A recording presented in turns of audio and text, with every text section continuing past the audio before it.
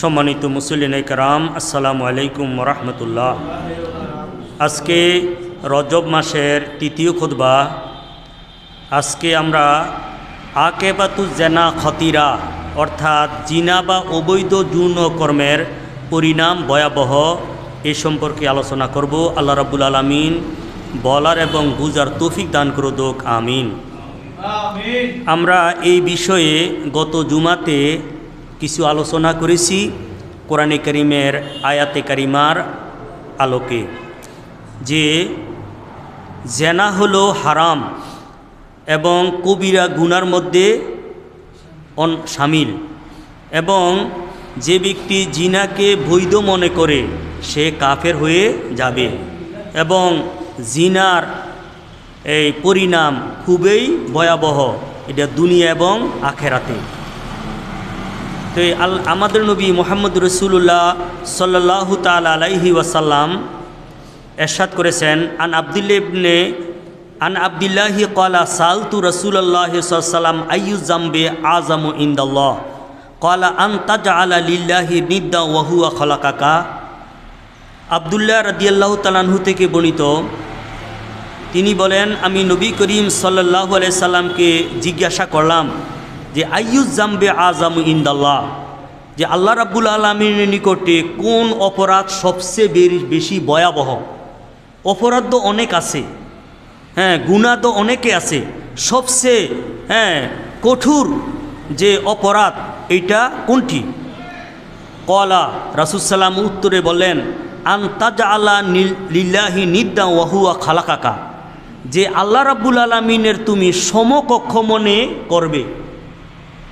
আল্লাহর সৃষ্টির কাউকে আল্লাহ রাব্বুল আলামিনের সমকক্ষ সাব্যস্ত করবে।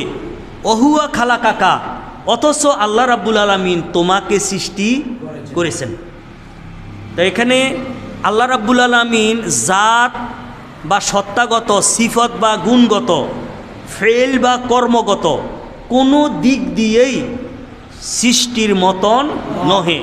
আল্লাহ তাআলা সৃষ্টির থেকে অতুলনীয় ও দ্বিতীয়। আল্লাহ তাআলার সমকক্ষ করার মতন সৃষ্টির মধ্যে কোনো কিছু নাই। এরপরেও কোনো ব্যক্তি যদি আল্লাহ রাব্বুল আলামিনের সমকক্ষ কোনো সৃষ্টিকে মনে করে, এইটা হলো এইটা হলো সবচেয়ে ভয়াবহ, সবচেয়ে বড় অপরাধ, এবং এর দ্বারাতে ব্যক্তি মুশরিক হয়ে যায়। কি হয়ে যায়? এবং এই আল্লাহ রাব্বুল আলামিন মুশরিকের ব্যাপারে খুব তার পরিণতি ব্যাপারে আল্লাহ তাআলা বলেছেন যে ইন্নাল্লাহা লা ইয়াগফিরু আন ইউশরাকা বিহি ওয়া ইয়াগফিরু মা দুনা যালিকা লিমান ইয়াশা, যে আল্লাহ রাব্বুল আলামিন শিরক গুনাহ যদি কেহ করে আল্লাহ রাব্বুল আলামিন এটা ক্ষমা করেন না। শিরক গুনাহ ছাড়া অন্য যত অপরাধ আছে আল্লাহ তাআলা যাহাকে ইচ্ছা এটা ক্ষমা করেন।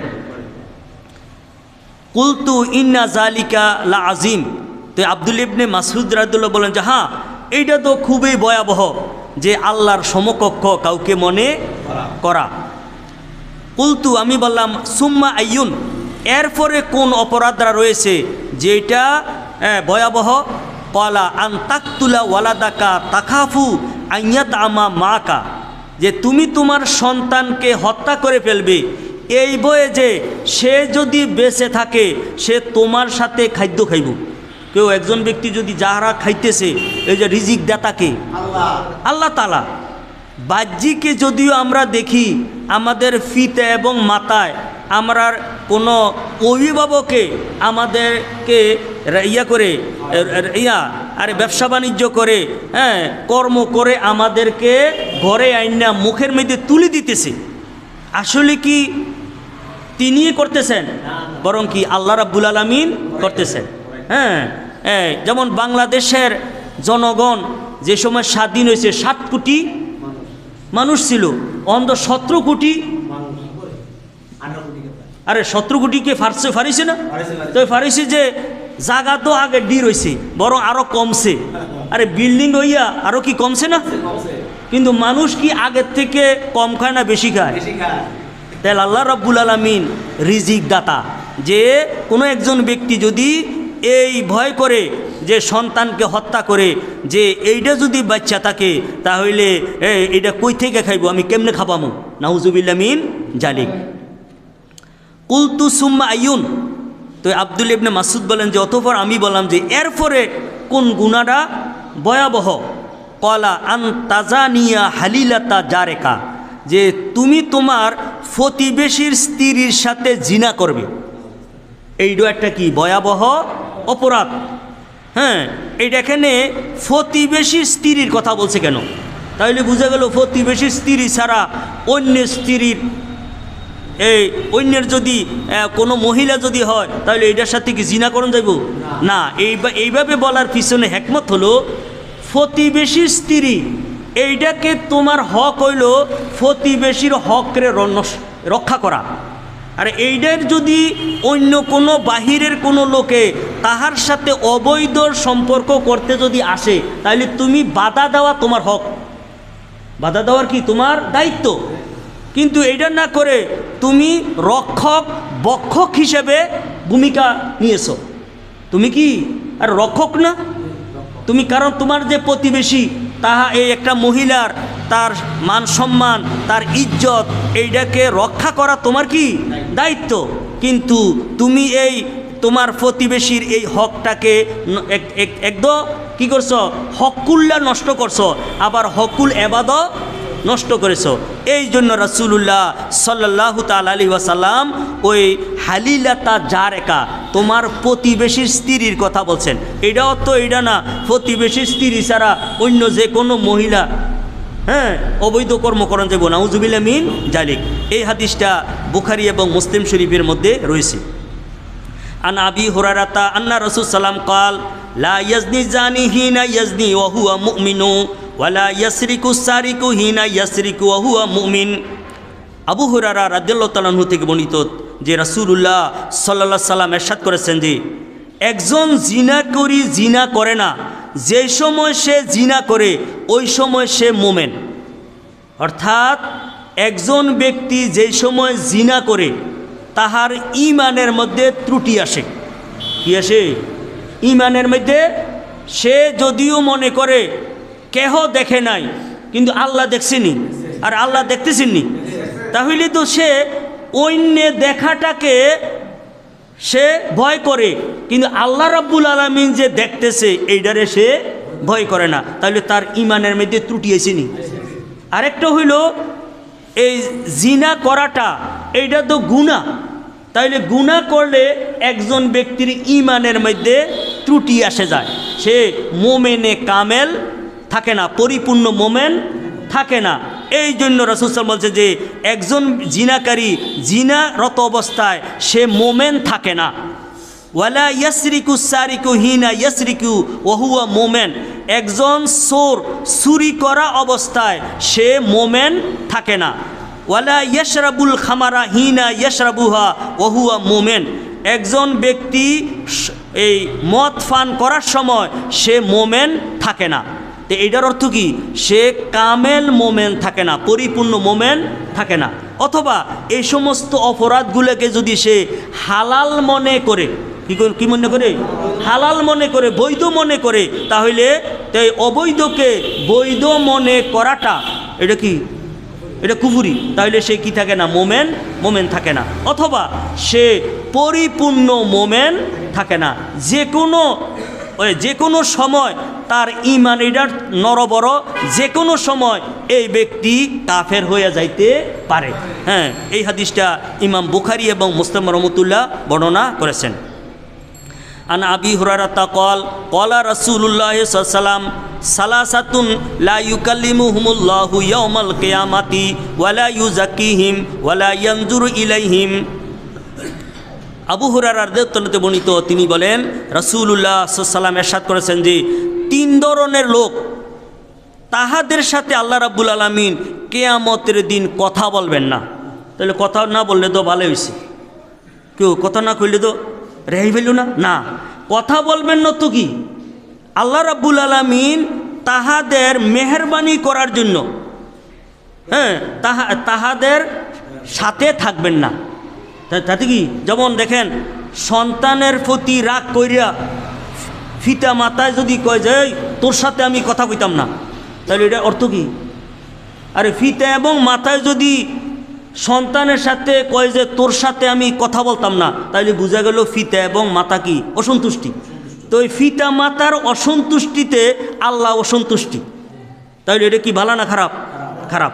তো আল্লাহ রাব্বুল আলামিন যদি কথা না বলেন তাহলে এটা কতই না বন্দার প্রতি অসন্তুষ্টি।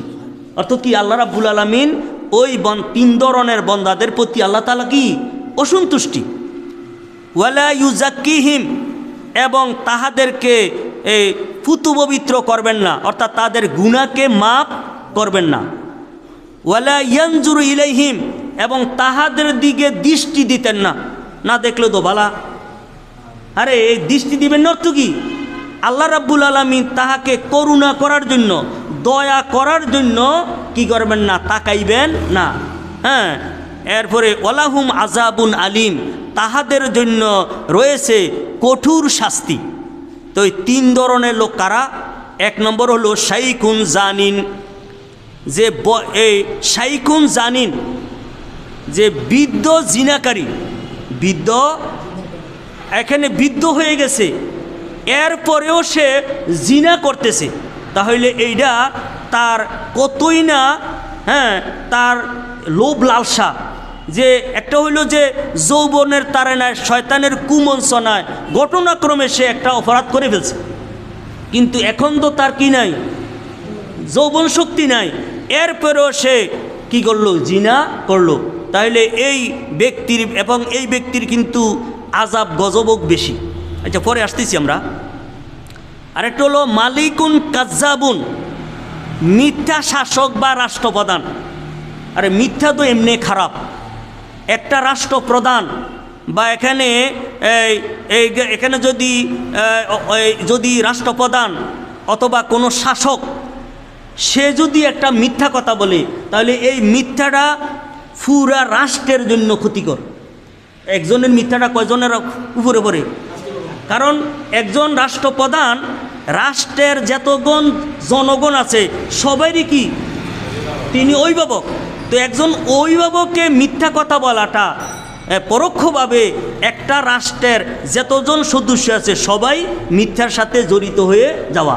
এবং একটা রাষ্ট্রপ্রধানের মিথ্যার দ্বারাতে শুধু রাষ্ট্রপ্রধান তিনি, শুধু শাসক তিনি শুধু ক্ষতিগ্রস্ত হবেন না, বরং এর দ্বারাতে যাহারা রাষ্ট্রের নাগরিক রয়েছে, ওই প্রশাসকের যারা অধীনস্থ রয়েছে সবাই এইটার ক্ষতিগ্রস্ত হবে। এইটা হলো দ্বিতীয় স্তরের লোক। আর তৃতীয় হলো আইলুন মুস্তাকবিরুন, অহংকারী দরিদ্র ব্যক্তি। অহংকার করা এমনিও তো এটা কবিরা গুনাহ, এটা নিষেধ। কারণ রাসূল বলছেন যে হাদিসে কুদসি আল্লাহ বলেন যে আল কিবরিয়াউ রিদাই, যে অহংকার হলো আমার চাদর। হ্যাঁ, তো এখানে আল্লাহর এটা গুণ। মাখলুকের মধ্যে যত গুণে হোক, এটার কোনো অহংকারের করার কিছু আছে নাকি? এটা কি তার সত্তাগত? নিজে কি কামাই করছে, নিজে কি অর্জন করছে? এটা দিছেন কে? আল্লাহ তাআলা দিছেন। তো এখন এরপরেও যে ব্যক্তি দরিদ্র হবে তার তো আসলে অহংকার করার মতো নাইও। আর দরিদ্রের কিছু আসেনি, এরপরও কি করে অহংকার করতেছে। তো এই 3 ধরনের লোকের প্রতি আল্লাহ রাব্বুল আলামিন পরকালে তাহাদের সাথে কথা বলবেন না, তাহাদেরকে অপরাধ ক্ষমা করবেন না, এবং তাহাদের দিকে আল্লাহ রাব্বুল আলামিন রহমতের নজরে তাকাইবেন না, এবং তাহাদের জন্য রয়েছে বেদনাদায়ক শাস্তি। এই হাদিসটা ইমাম মুসলিম রহমতুল্লাহ বর্ণনা করেছেন। আন আব্দুল্লাহ ইবনে মাসউদিন قال قال رسول الله صلى الله عليه وسلم لا يحل دم امرئ مسلم يشهد ان لا اله الا الله واني رسول الله। আব্দুল্লাহ ইবনে মাসউদ রাদিয়াল্লাহু তাআলা তিনি বলেন রাসূলুল্লাহ সাল্লাল্লাহু আলাইহি ওয়াসাল্লাম ইরশাদ করেছেন যে যেই ব্যক্তি বা যেই মুসলমান এই সাক্ষী দেয় যে লা ইলাহা ইল্লাল্লাহ, আল্লাহ ছাড়া অন্য কেহ ইবাদত পাওয়ার উপযোগী নহে, একমাত্র আল্লাহই ইবাদত পাওয়ার উপযোগী, এবং ওয়া আন্নী রাসূলুল্লাহ, এবং এই সাক্ষী দেয় যে নিশ্চয় আমি আল্লাহর রাসূল। হ্যাঁ, তাহলে এই ব্যক্তির রক্ত অর্থাৎ এই ব্যক্তির জান অন্য কোনো ব্যক্তি এটাকে নষ্ট করা এটা হালাল নহে, অর্থাৎ ওই ব্যক্তিকে হত্যা করা জায়েজ নাই। কি কোন ব্যক্তি? যেই লাইয়াহিল্লু দামু ইমরিন মুসলিমিন, ওই মুসলমানের রক্ত কি হালাল নহে, অর্থাৎ এই ব্যক্তিরকে হত্যা করা হালাল নহে যেই ব্যক্তি এই সাক্ষী দেয় যে আল্লাহ ইলাহা ইল্লাল্লাহ ওয়ান্না মুহাম্মাদান রাসূলুল্লাহ। হ্যাঁ, ইল্লা কিন্তু হ্যাঁ বেএহদা সালাসিন, তিনটা অপরাধ রয়েছে যে তিন অপরাধের কারণে ব্যক্তি আল্লাহ এবং আমাদের নবী মুহাম্মদ রাসূলুল্লাহ সাল্লাল্লাহু আলাইহি ওয়াসাল্লাম প্রতি সাক্ষী দেওয়ার পরেও তাহাকে হত্যা করা বৈধ। হত্যা করা কি বৈধ? তিন ধরনের অপরাধ। আস-সাইয়্যিবু জানি, যে বিবাহিত জিনাকারী, বিবাহিত আর একজন ব্যক্তি বিবাহ করছে এরপরেও সে জিনায় লিপ্ত, তাহলে ওই ব্যক্তিকে রজম করে, রজম বুঝেনি পাথর, সাধারণ মৃত্যু না, এই ব্যক্তিকে পর্যন্ত কোমর পর্যন্ত কোনো এক জায়গার মধ্যে কি করে গর্ত করে ওইখানে তাহাকে পাথর নিক্ষেপে হত্যা করবে। যত মিনিট সে না হবে, মৃত্যুবরণ না করবে, এত মিনিট তাকে কি করব? পাথর নিক্ষেপে হত্যা করবে। হ্যাঁ, তাহলে আস-সাইয়্যিবু জানি। কিন্তু শরীয়তে কোনো অবিবাহিত ব্যক্তি যদি জিনা বা অবৈধ যৌনাচার করে, কোরআনে কারিমে আছে যে তাহাকে 100 ডোরা দেওয়া। কত ডোরা দেওয়া? 100 ডোরা দেওয়া। আচ্ছা, আরেকটা কথা বলতেছি, এই যে বৃদ্ধ বয়স্ক অর্থাৎ বিবাহিত কোনো জিনাকারীকে পাথর নিক্ষেপে হত্যা করা, এরপরে অবিবাহিত ব্যক্তিকে 100 ডোরা দেওয়া, এইটা হলো ইসলামী রাষ্ট্র হইলে কি হইলে সাইন আমার ওয়াজ শূন্য নিয়ে আবার আপনারা এরপরের দিন থেকে এটা আমল করে আলেন। আবার এটার জন্য কি শর্ত? আর ইসলামী রাষ্ট্র শর্ত, ইসলামী কি রাষ্ট্র শর্ত না, ইসলামী রাষ্ট্র। কারণ এই একটা হলো বিচার বিভাগ, আরেকটা হলো কি আইন বিভাগ। আইন বিভাগে কি করে? আইন প্রণয়ন করে, আর বিচার বিভাগে এটাকে প্রয়োগ করে, তো এই বাস্তবায়ন করে। তো বাস্তবায়ন করার জন্য কি শর্ত? ইসলামী রাষ্ট্র শর্ত। আচ্ছা, ঠিক আছে। আস-সাইয়্যিবু জানি, আরেকটা আন-নাফসু বিন-নাফসে, আরেকটা হলো একজন ব্যক্তিকে কোনো ব্যক্তি যদি অন্যায়ভাবে হত্যা করে তাহলে তাহাকে কেসাস হিসাবে, কি হিসাবে? কেসাস, হত্যার পরিবর্তে হত্যা। হ্যাঁ, এইটা বাংলাদেশে কিন্তু এই আইন আছে। যদি এই আইনটা কার? ইসলামী। বাংলাদেশে এটা কি ইসলামী দেশ? এটা ইসলামী দেশ নয়, বরং মুসলিম সংখ্যাগরিষ্ঠ দেশ। বরং আমাদের দেশের নামে হইল গণপ্রজাতন্ত্রী বাংলাদেশ, অর্থাৎ জনগণের আইন দ্বারাতে নিয়ন্ত্রিত যেই দেশ, এটার নাম কি? বাংলাদেশ। আচ্ছা, আর নফসু বিন নফসে, আরেকটা হলো ওয়াত্তারিকু লিদিনিহি আল মুফারিকু লিল জামাতে, যে নিজের দিন অর্থাৎ ইসলাম ত্যাগকারী মুসলিম জামাত থেকে পৃথক হয়ে যাওয়া ব্যক্তি। নাউজুবিল্লাহ মিন জালিক, কোনো একজন ব্যক্তি মুসলমান হয়েছে, মুসলমান হওয়ার পরে যদি সে ধর্মচ্যুত হয়ে যায়, কি হয়ে যায়? হ্যাঁ, এবং এটা ইসলামী দেশে, কোন দেশে? ইসলামী দেশে, তাহলে ওই ব্যক্তিকেও হত্যা করা, ওই ব্যক্তির কি করা? হত্যা করা। এই হাদিসটা বুখারী এবং মুসলিম শরীফের মধ্যে রয়েছে।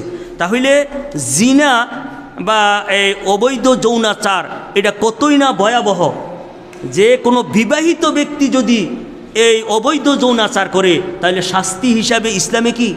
তাহাকে পাথর নিক্ষেপে হত্যা করা।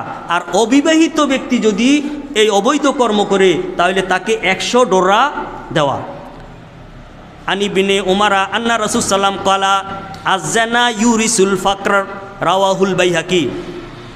আব্দুল ইবনে উমর রাদিয়াল্লাহু তাআলা বর্ণিত যে রাসূলুল্লাহ সাল্লাল্লাহু আলাইহি ওয়াসাল্লাম ইরশাদ করেছেন যে জিনা বা অবৈধ যৌনাচার এটা কি করে? দরিদ্রকে টেনে আনে। কাকে টেনে আনে? দরিদ্রকে, অসহায়। এটা কি হয়ে যাবে? অসহায়।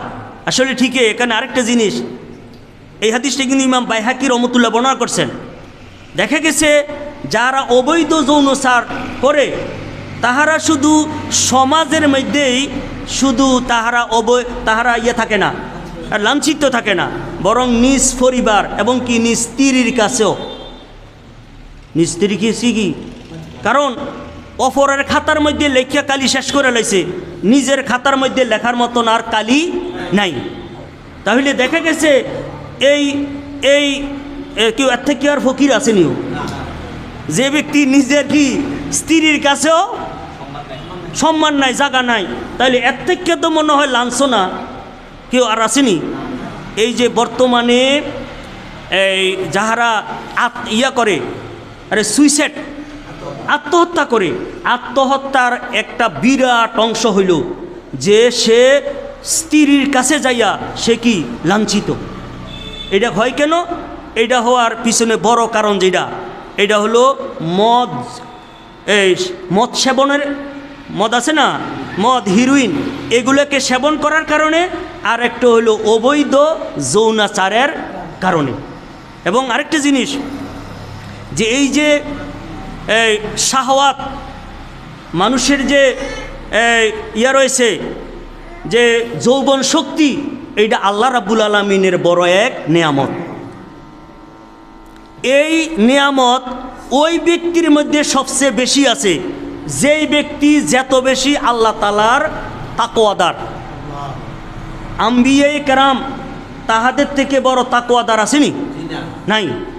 হযরত সুলাইমান আলাইহিস সালামের স্ত্রী এবং দাসী সহ 1000 আছিল। কত? তিনি এক রাত্রে এই সুলাইমান আলাইহিস সালাম এই 100 স্ত্রীর সাথে তিনি দেখা করেছেন। সুবহানাল্লাহ। কত? 100। তাহলে তিনি এই ইয়াটার শাহওয়াত, যে যৌন ক্ষমতা কতই না বেশি ছিল। আর আমাদের নবী মুহাম্মদ রাসূলুল্লাহ সাল্লাল্লাহু তাআলা আলাইহি ওয়াসাল্লাম 1000 না, 16000। কত? কথাটা বুঝেন না মনে হয়। কারণ আমাদের নবী মুহাম্মদ রাসূলুল্লাহ সাল্লাল্লাহু আলাইহি ওয়াসাল্লাম হযরত সুলাইমান আলাইহিস সালাম থেকে আরও বেশি তাকওয়াদার না? কারণ যে যত বেশি তাকওয়াদার হবে, তাকওয়া বুঝেননি, আল্লাহরে ভয় করে। আল্লাহরে ভয় করুক কি? আরে আমরা আমাদের মধ্যে অনেকে আছি না, যদিও বাহ্যিকে অবৈধ কর্ম করি না, কিন্তু অন্তরের মধ্যে তো আরে কি আছে না, অবৈধ ভাব আসে। তাহলে এইটার দ্বারা তো কিছু কি হয়ে গেল, আরে মাইনাস হয়ে গেল না। যৌন ক্ষমতা যেটা আছে এটা কিছু কি হইল, মাইনাস হইল। আরে মনে করেন বড় একটা ডাম ভর্তি কি আছে পানি, এক জায়গা দিয়ে যদি কদ্দুর ছিদ্র থাকে, অল্প অল্প যায় না, কিছু দিলে যায়। আর যার বেশি ছিদ্র থাকে পুরাটা কি জায়গা। যে আম্বিয়ায়ে কেরাম যারা রয়েছে তাহাদের এই অবৈধের কোনো চিন্তাও আসে না। আর অবৈধ করা থাক দূরের কথা, অবৈধের কোনো কি আসে না। এই হযরত ইউসুফ আলাইহিস সালামকে জুলাইখা অবৈধ কর্ম করার জন্য প্রস্তাব দিছে না? শুধু কি প্রস্তাবে ঘরের মধ্যে প্রবেশ করাইয়া এরপরে পিছন দিক যখন তিনি দৌড় দিছেন, পিছন দিক দিয়া কাপড়ের মধ্যে টাইনা ধরছেও না। আরে হযরত সুলাইমান আলাইহিস সালাম দৌড় দিছেন, দরজা জানালো তো কি বন্ধ করে রাখছে না দরজা, কিন্তু তিনি যখন দৌড় দিছেন অটোমেটিক আল্লাহর কুদরতে দরজা খুলে গেছে। তাহলে এই হযরত ইউসুফ আলাইহিস সালাম, এটার নাম কি? ইউসুফ আলাইহিস সালাম। এই জন্য আম্বিয়ায়ে কেরাম হলো সবচেয়ে বেশি তাকওয়াদার। এই জন্য তাহাদের আল্লাহ তাআলার যে নেয়ামত, শাহওয়াত, যৌন ক্ষমতা, এইটা কি পরিপূর্ণ। আর আমাদের নবী মুহাম্মদ রাসূলুল্লাহ সাল্লাল্লাহু আলাইহি সাল্লাম হলেন কি সর্ব ঊর্ধ্বে, সবচেয়ে বেশি রয়েছে।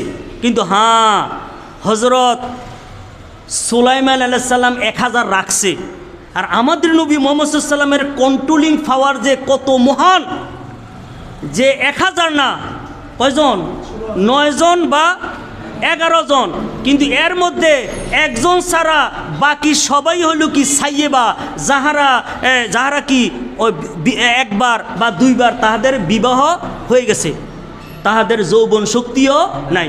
আর কথা বুঝেছেন আপনারা?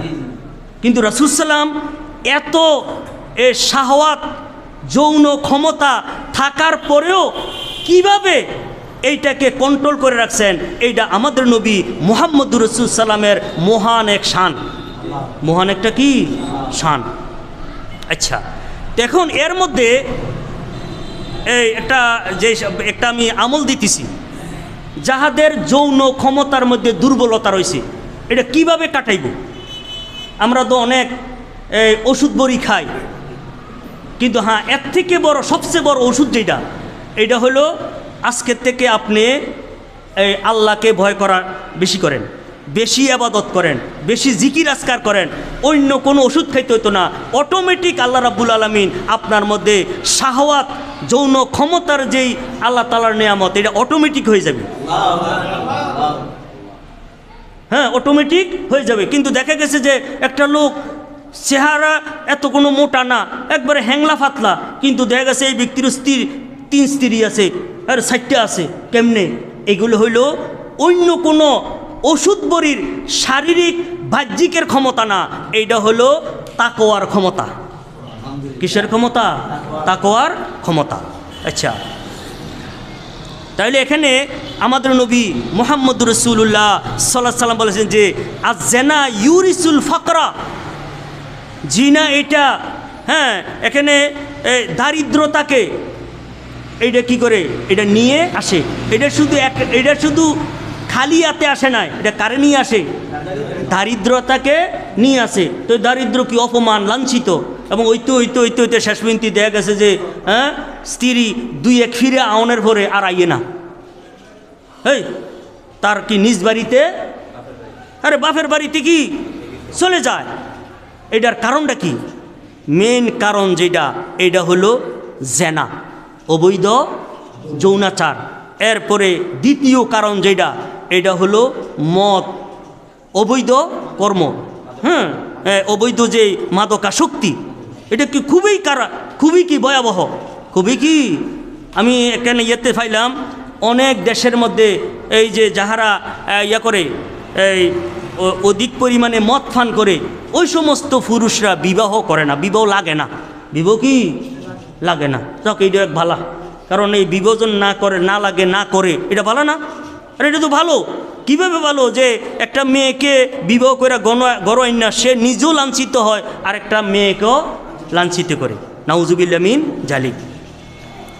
আন আবি হুরায়রা ক্বালা রাসূলুল্লাহ সাল্লাল্লাহু আলাইহি ওয়াসাল্লাম ইজা জানা রাজুলু খারাজা মিনহুল ঈমানু ফাকানা আলাইহি কাজুল্লাতে ফাইজান কালা রাজা ইলাইহিল ঈমান, রাওয়াহু আবু দাউদ। আবু হুরায়রা রাদিয়াল্লাহু বর্ণিত, তিনি বলেন রাসূলুল্লাহ সাল্লাল্লাহু আলাইহি ওয়াসাল্লাম ইরশাদ করছেন যে একজন ব্যক্তি যখন জিনা করে, অবৈধ কর্ম করে, তাহার থেকে ঈমানটা বের হয়ে যায়।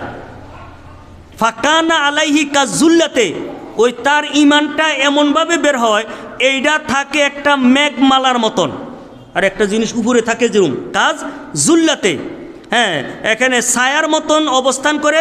ফাইজান কালা, যখন সে অবৈধ কর্ম থেকে ফিরে আসে, রাজা ইলাইহিল ঈমান, ঈমানটা আবার তার মধ্যে ফিরে আসে।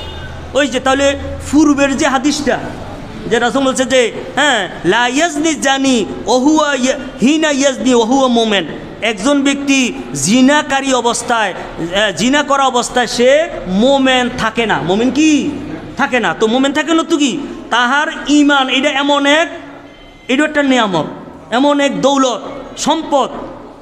এইটা যখন অবৈধ কর্ম করে, তাহলে ব্যক্তির থেকে ঈমানটা পৃথক হয়ে, এইটা কিসের মতন, এখানে মাথার উপরে ছায়ার মতন এইটা থাকে। হ্যাঁ হ্যাঁ, তাহলে যখন সে অবৈধ কর্ম থেকে বিরত থাকে, আবার এইটা তার মধ্যে ফিরে আসে। এই হাদিসটা ইমাম আবু দাউদ রহমতুল্লাহ বর্ণনা করেছেন। আন মাইমুনাতা ক্বালাত সামিতু রাসূলুল্লাহ সাল্লাম ইয়াকুলু লা তাজালু উম্মতি বিখাইরিন মা লাম ইয়াফশু ফীহিম ওয়ালাদুজ জিনা। মাইমুনা রাদিয়াল্লাহু তাআলা আনহা থেকে বর্ণিত, তিনি বলেছেন যে আমি রাসূলুল্লাহ সাল্লাল্লাহু আলাইহি সাল্লামকে ইরশাদ করতে শুনেছি যে লা তাজালু উম্মতি বিখাইরিন, আমার উম্মত এতদিন পর্যন্ত মঙ্গলের মধ্যে থাকবে, মালাম ইয়াশু ফীহিম ওয়ালাদুজ জিনা, যতক্ষণ না আমার উম্মতের মধ্যে জিনার সন্তান, আরে অবৈধ সন্তান প্রচার প্রসার না হয়। আরে অবৈধ কি? কারণ অবৈধ সন্তান যখন হইব তাহলে এগুলোর দ্বারাতে অবৈধ কর্ম এটা কি হয়ে যাব? আরে মামুলি হয়ে যাব।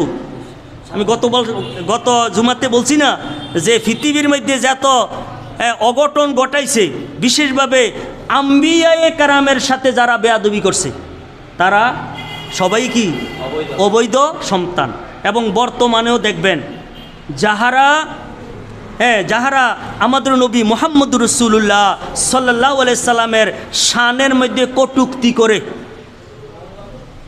শানকে কমায়, তাহাদের খতিয়ান, তাহাদের এই যেই গোপন যে তথ্য নিয়ে দেখলে দেখা যাবে তাহারা অবৈধ সন্তান। অবৈধ কি? আর একটা অবৈধ সন্তান কেমনে হয়? মনে করেন মা যদি একটা মহিলা মোমেনা আর পুরুষ যদি কাফের হইয়া যায়, তাহলে এই বিবাহটার থাকিনি। আরে পুরুষ এবং মহিলার যে কোনো একজন যদি কাফের হইয়া যায়, কাফের কেমনে হয়? বদ আকিদার কারণে, হ্যাঁ, বদ আকিদার কারণে। তাহলে যে কোনো একজন হয়ে গেলে অপরজন যদিও মুমিনে সলেহ বা মুমিনায়ে সলেহা, কিন্তু তাহাদের মিলনের মধ্যে যে সন্তান হবে এটা বৈধ না অবৈধ? অবৈধ। যদিও হ্যাঁ এটা কি না, যদিও বাহ্যিকে কি না, আরে বাহ্যিকে, হ্যাঁ বাহ্যিকে দেখা গেছে কি, আরে অবৈধ না, বৈধ। মনে করেন তালাকে মোগাল্লাজা দেওয়ার পরে, একবার চূড়ান্ত তালাক দেওয়ার পরে শয়তানে কিন্তু এই সময় ইয়া করে, তার মাথার মধ্যে বুদ্ধি দেয়, আরে তুই যে সময় কইস এই সময় তো তোর কি ছিল না, আর মাথা ঠিক ছিল না। তাহলে অহন কিন্তু এতদিন পর্যন্ত স্বামী এবং স্ত্রী দোনোজনে দিনে কমপক্ষে 2-1 কি হইতো, আরে ঝগড়া হইতো। অহন জন অবৈধ হইয়া সারছে, অহন কিন্তু 1 বছর কি হয় না, ঝগড়া হয় না। কি রে গনছে? এতদিন ঝগড়া শয়তানে করাইতো দোনোজনের মধ্যে বিচ্ছিন্ন করা লাগিয়া, বিচ্ছিন্ন জন করাই দিছে। অহন দল প্রতি নজরে জিনা, ধরার মধ্যে জিনা, রাত্রে শয়নের মধ্যে কি 24 ঘন্টা কি তারে দিয়ে জিনা করাইতেছে শয়তান। ওহন দোনোজনের মধ্যে ফিতক করার দরকার আছে নি, বরং ওহন কি দুধে আর চিনির মতন মহব্বত হয়ে গেছি। ওহন এই মিলনের কারণে যে সন্তান হইব এটা বৈধ না অবৈধ? অবৈধ। আরেকটা বড় ভয়াবহ যে অবৈধ সন্তান হওয়ার বড় ফ্যাক্টরি খুলছে আহলে হাদিসরা। হ্যাঁ, আব্দুর রাজ্জাক বিন ইউসুফ কইতেছে, কয় এক ইদ্যতের মধ্যে যদি 3,00,000 তালাক দেয়, 1 তালাক হইব। তাহলে অবৈধ সন্তান হওয়ার জন্য বড় এক ফ্যাক্টরি আহলে হাদিস লামাজাবি তারা, নাউজুবিল্লাহ মিন জালিক। এই যাবৎ এই হানাফি, শাফি, মালিকি, হাম্বলি 4 মাযহাব, কোনো মাযহাবে এই মতবাদ নাই। এটা নতুন একটা কি, নতুন এক মতবাদ ডেলিভারি দিছে। এটা দিছে আসলে শয়তানে তার মাথার মধ্যে ঢুকাইছে। কারণ ওই রাসূল সাল্লামের ভবিষ্যৎবাণী অনুসারে শেষ জমানায় কী হইব, অবৈধ সন্তান হইব। তো এই অবৈধ সন্তানটারে এটারে প্রসার করার জন্য এই মাসালা যদি পায়, আর বুঝুন না, আরে আমার কাছে 9ম শ্রেণীতে পড়ছে মেয়ে একটা, এটারে স্বামী তালাক দিছে, তালাক দেওয়ার পরে সহ স্বামী সহ মেয়ে আইছে, আসার পরে আমারে বলছে যে হুজুর ছেলেটা বলতেছে, স্বামী বলতেছে এইটার মাসালা কি, আমি তো 3 তালাক দিয়ে লেছি। এখন মেয়ে বলতেছে হুজুর এখন কিন্তু কোনো মানুষেই অশিক্ষিত নাই। আমি কি কইছে আমি নেটের মধ্যে টিপ দিয়ে পাইছি যে এক ইদ্যতের মধ্যে 3 লক্ষ বার তালাক দিল, কি হইব? এক তালাক হইব। হ্যাঁ, কই আমার স্বামী তো বুঝে না, এটা কিন্তু নবম ফাঁস করে নাই, অর্থাৎ মূর্খ। আরে স্বামী হলো কি মূর্খ, স্ত্রী কি আরে স্কুলের থেকে আরে নবম শ্রেণীতে ফাঁস করছে, বড় শিক্ষিত না? না, আমার থেকে তো মনে হয় কামেলের থেকে বেশি। কারণ এইটা আমি তো আর নেটের থেকে এটি বার করতাম পারি না। আরে সত্যিকার কথা, নেটের থেকে কেমনে কি করে এটি কোনো বার করতাম পারি না। তাহলে আমার থেকেও তো কি বড় শিক্ষিত।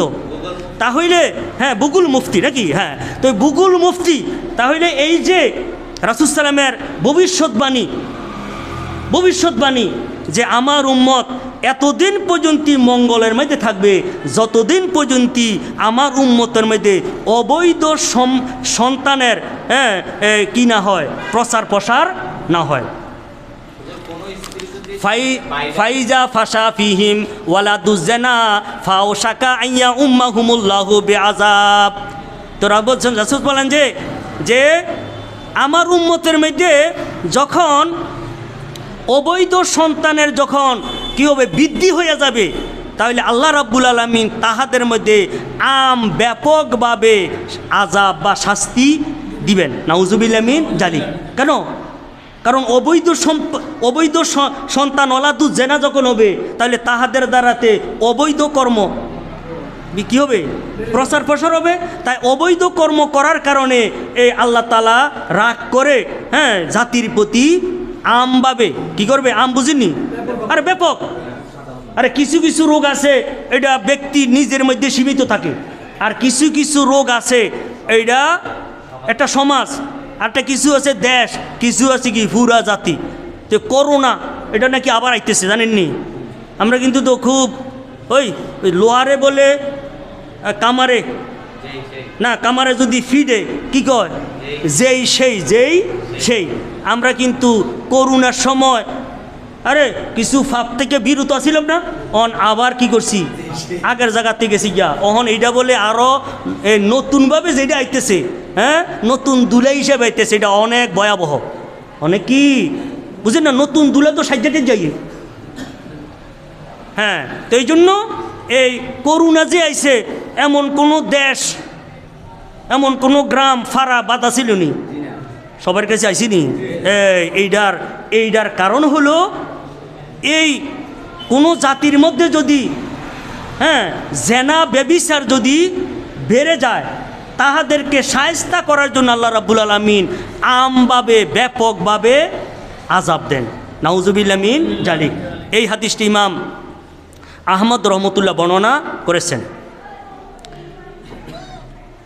যা হোক, আল্লাহ রাব্বুল আলামিন এই জিনা বা ব্যভিচার যেটা আছে এইটা যেন না হয়। মানুষের মধ্যে কিন্তু যৌন শক্তি আছে, এইটা চাইব অবৈধভাবে এটাকে ব্যবহার করার জন্য, এইটা থেকে যেন মানুষ বিরত থাকে। এইটার কিভাবে বিরত থাকবে, এইটারও কিন্তু সুপরামর্শ আল্লাহ রাব্বুল আলামিন দিয়েছেন এবং আমাদের নবী মুহাম্মদুর রাসূলুল্লাহ সাল্লাল্লাহু আলাইহি সাল্লাম দিয়েছেন। প্রথম কথা হলো যে আল্লাহ তাআলা বাণী, লা তাকরাবুজ জিনা, যে তোমরা জিনার নিকটবর্তী হইও না।